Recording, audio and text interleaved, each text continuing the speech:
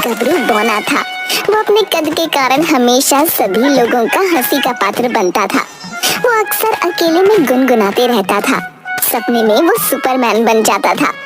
एक दिन स्कूल की क्लास में, अरे तुम लोगों को पता है, आज हमारे क्लास में नए टीचर प्रकाश सर आ रहे हैं। हाँ भाई, सुना है बहुत कड़क और डिसिप्लिन वाले हैं।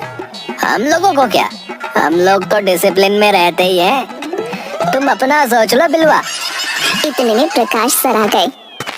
बच्चों, मैं तुम्हारा नया टीचर हूँ।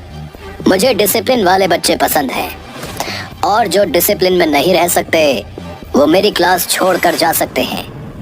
चलो अब सभी अपनी अपनी अटेंडेंस बनवाओ। Roll number 1। इसी तरह अटेंडेंस लेते हुए गबरू का रोल नंबर आता है। Roll number 21। Yes sir. Roll number 21। Yes sir. अरे कौन बोल रहा है? खड़ा होकर बोलो। सर मैं खड़ा ही तो हूँ। देखो, मैंने पहले ही कह दिया है कि मुझे डिसिप्लिन वाले बच्चे पसंद हैं। चलो अब खड़े हो जाओ, नहीं तो मैं तुम्हें एब्सेंट कर दूंगा। अरे सर, गबरू तो खड़ा ही है। बौना होने के कारण वो आपको नहीं दिख रहा है। सर यही बिल्कुल बिलवा हमको पीछे बैठा दिया। मैं तो हमेशा आगे बैठता था। बताइए। क्यों रे बिलवा, गबरू को पीछे क्यों बैठा दिया? वो क्या है सर कि इसके आगे बैठने से ना सर ऐसा लगता है ना कि हम लोग प्राइमरी स्कूल में बैठे हैं सर। हाई स्कूल वाली फीलिंग नहीं आती है। ठीक है ठीक है, अब बैठ जाओ सब। गबरू तुम आगे ही आकर बैठो।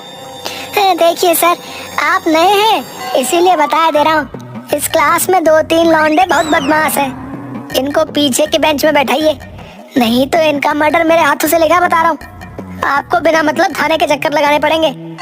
गबरू तुम कुछ ज्यादा बोल रहे हो। मेरी क्लास में डिसिप्लिन में रहो। सर आप 2 मिनट बाहर होकर आए, इसका ट्रीटमेंट कर देता हूँ, फिर गबरू डिसिप्लिन में नजर आएगा सर आपको। चलो चलो, अब पढ़ाई के लिए किताब निकालो।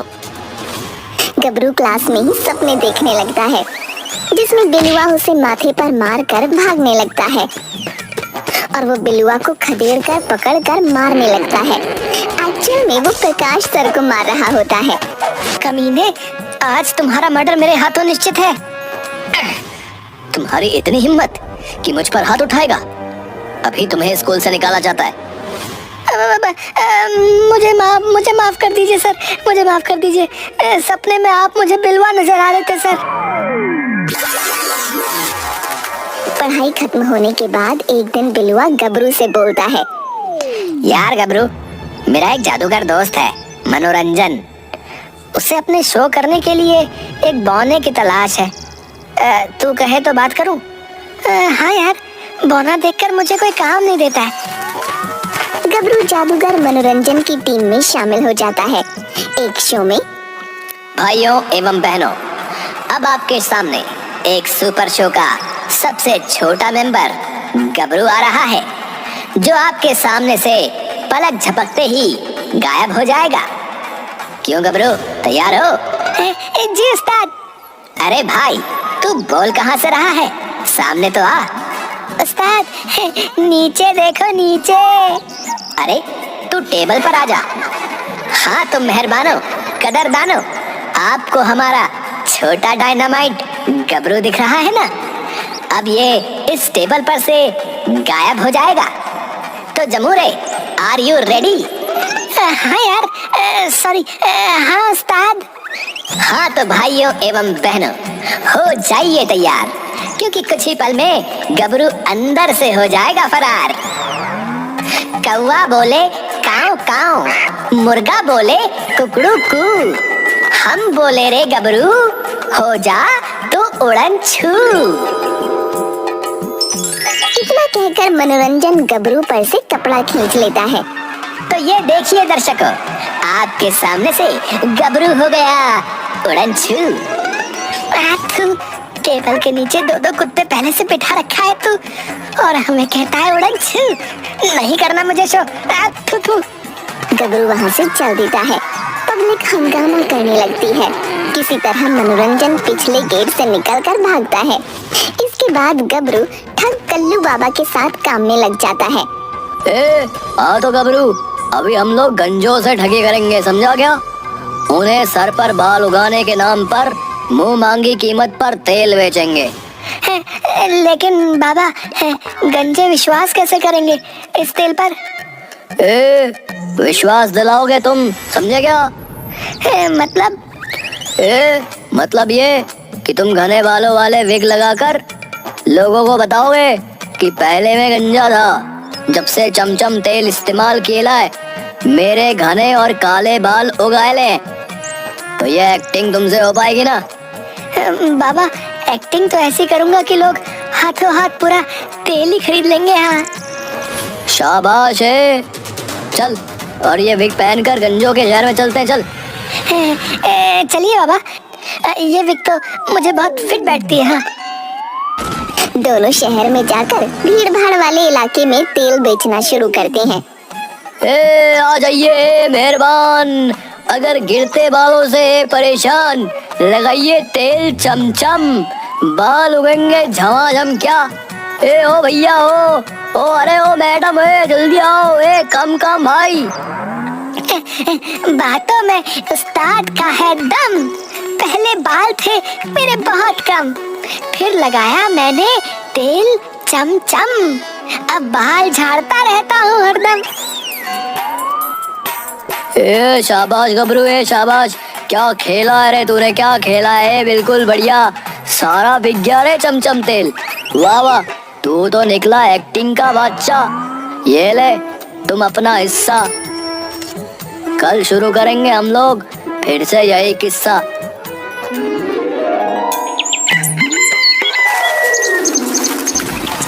दूसरे दिन वो दोनों दूसरे शहर में जाकर अपना तेल बेच रहे थे।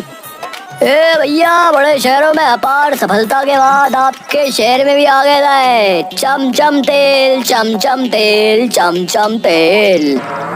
छूकर देखो मेरे घने बाल, चमचम तेल ने किया कमाल।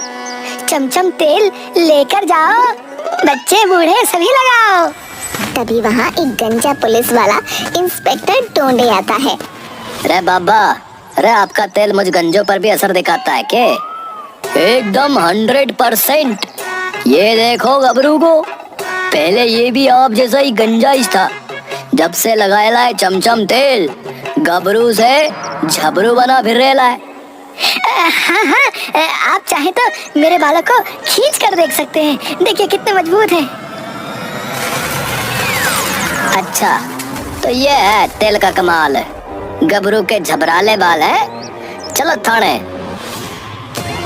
तुम दोनों का लगाता हूँ स्पेशल तेल। चलो। अरे रे रे, एक इंस्पेक्टर साहब है, आपको हम फ्री में तेल दे देंगे। थाने जाने की क्या बात है? गबरू साहब को 6 महीने का कोटा 6 सीसी तेल फ्री में दे दे रे। गबरू सपने देखने लगता है। अरे उस्ताद, ये बेईमान टकला मुच्छर क्या हमारी पोल खोलेगा? 500 रुपया मुंह पर फेंकिए अभी, फिर देखिए गली के कुत्ते जैसा दुम हिलाते हुए आपकी हर आज्ञा मानेगा। हाँ, रे मुझे घूस दे रहा है? रे बोने, तुम्हें और तुम्हारे उस्ताद दोनों को कराता हूँ जेल की सैर। रुक। अरे रे रे, आप तो नाराज हो गए लगता है। ये रख लो आज की सारी कमाई। किसी तरह ले देकर कल्लू बाबा इंस्पेक्टर टोंडे से मुक्ति पाता है और फिर गबरू को अपनी टीम से निकाल देता है। गबरू एक बार फिर से बेरोजगार हो जाता है। कुछ दिन ऐसे ही चलने के बाद एक दिन फिर से सूट बूट में बिलुआ मिलता है। अरे गबरू, सुना है तुमने तेल वाला काम छोड़ दिया? छोड़ा नहीं, कल्लू बाबा ने निकाल दिया। लेकिन तू बता, ये सूट बूट और ये ठाट बाट कहाँ से रे? किसी बैंक में डाका डाला है क्या? भाई, मैंने तो एक मार्केटिंग कंपनी ज्वाइन कर ली है। बस कुछ दिनों में एक मर्सिडीज लेनी है। मर्सिडीज? वाह भाई, मुझे भी अपनी कंपनी में काम दिलवा दो। काम कुछ नहीं, बस अपने नीचे राइट में 2 बंदे और लेफ्ट में 2 बंदे जोड़ने। बस फिर वो लोग भी अपने राइट में 2 बंदे और लेफ्ट में 2 बंदे जोड़ेंगे। बस कुछ ही दिनों में तुम एक आलीशान फ्लैट के मालिक होगे। भाई हमें क्या करना होगा ये बता। ठीक है, तो 500 रुपए एंट्री फीस लेकर कल सेमिनार में आ जाना। बस एक स्पीच काफी है करोड़पति बनने के लिए।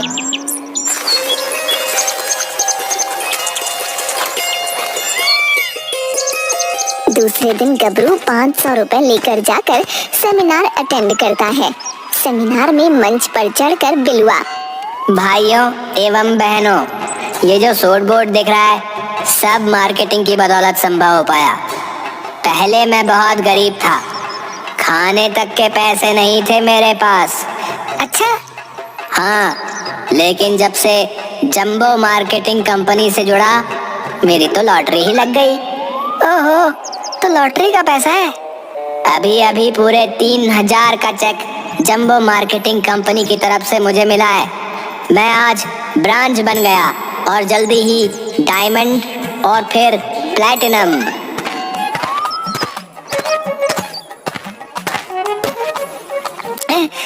बिलवा भाई, मुझे भी रात रात करोड़पति बनना है। ये रहे मेरे 11,000 रुपए एंट्री फीस है। शाबाश गबरू, अब 2 लोगों को जंबो मार्केटिंग कंपनी से जोड़। भाई जितना पैसा था मेरे पास वो तो सारा मैंने दे दिया। अब बस जल्दी से मुझे अपने जैसा करोड़पति बना दो। सेमिनार के खत्म होते ही टेंट वाले बाजे वाले अपने अपने सामान को ले जाने लगे। तभी एक आदमी आकर बिलुआ का कोट, टाई और सूट सब उतरवा कर अपने साथ ले जाने लगा। अरे अरे, ये क्या कर रहे हैं भाई साहब? ये कोट, पैंट, सूट बूट कहाँ लेकर जा रहे हैं? भाई तू तो मुझ दानवीर कर्ण को जानता ही है कि किसी का दुख दर्द मैं बर्दाश्त नहीं कर सकता। आते समय ये लड़का मुझे दिख गया। अच्छा फिर क्या, वचन दे दिया, सेमिनार के बाद ले लेना। गबरू कुछ महीने बिलुआ के साथ मार्केटिंग में इधर उधर डींग मारते हुए घूमता रहा, लेकिन जल्द ही उसे पता चल गया कि मार्केटिंग कंपनी बहुत ही खराब चीज है। एक दिन एक लालची पंडित चूरनदास से गबरू की मुलाकात होती है। बालक, आज से तू मेरा चेला है। अब जो कहूँगा वो करोगे तो माला माल हो जाओगे। बेरोजगार गबरू को सब मंजूर है। हाँ। तो ठीक है, तो फिर जा और चुपके से लालची सेठ करोड़ी मल का रेकी कर और आकर मुझे उसके बारे में एक एक चीज बता।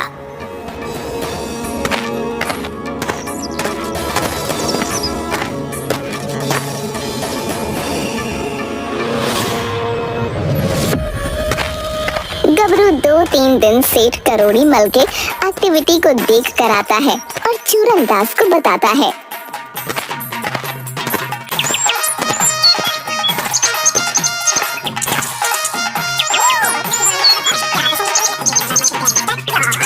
शाबाश। लेकिन एक बात तो बताना भूल ही गया। वो बहुत ही ना कंजूस है। लेकिन सेठानी जो है वो उसके पैसे चुरा लेती है। मतलब? आज मंदिर में बोल रही थी कि भगवान जी माफ कर देना, आपकी झूठी कसम खाई मैंने। उनके 20,000 मैंने ही चुराए हैं और मैंने उसे अपने तकिए के नीचे रखा है। शाबाश, अब देखते जाओ बस।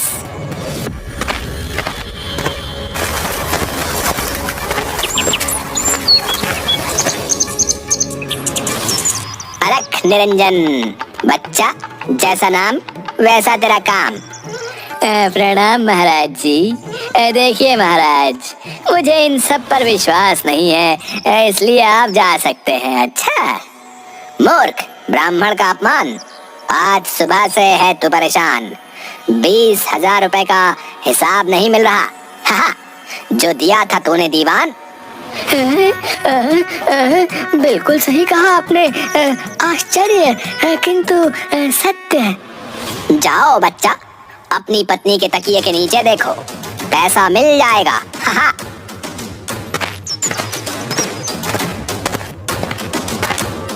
सेठ करोड़ी मल जाकर देखता है तो पत्नी के तकिए के नीचे सही में 20,000 रुपए रखे थे।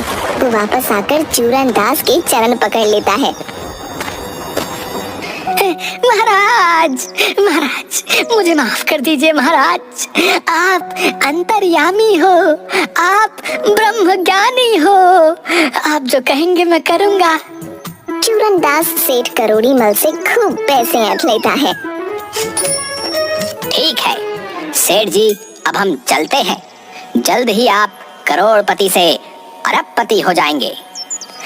महाराज, 2 दिन मेरी कुटिया पर गुजार कर मुझे आप जैसे महान संत की खातिरदारी करने का अवसर प्रदान करें महाराज।